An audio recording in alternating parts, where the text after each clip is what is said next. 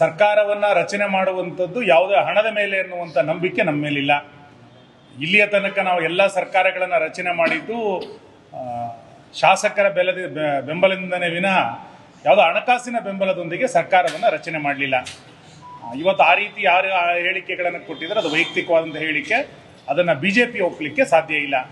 ಇದನ್ನು ಪಕ್ಷದ ವರಿಷ್ಠರು ಖಂಡಿತವಾಗಿ ಗಮನಿಸ್ತಾರೆ.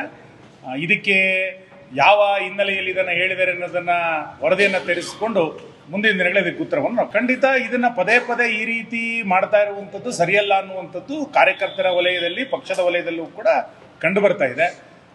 ಇವತ್ತು ಇಷ್ಟು ದೊಡ್ಡ ಪ್ರಮಾಣದಲ್ಲಿ ಸದಸ್ಯತಾ ಅಭಿಯಾನ ಉಳಿದಂಥ ಅಭಿಯಾನಗಳು ನಡೀತಾ ಇರುವಂಥ ಸಂದರ್ಭದಲ್ಲಿ ಈ ರೀತಿಯಾದಂಥ ಚಟುವಟಿಕೆಗಳು ಪಕ್ಷಕ್ಕೆ ಮುಜುಗರವನ್ನು ತರುವಂಥದ್ದು ಒಳ್ಳೆಯದಲ್ಲ ಅನ್ನುವಂಥದ್ದು ಕೂಡ ನಮ್ಮ ಅಭಿಪ್ರಾಯ ಇದೆ.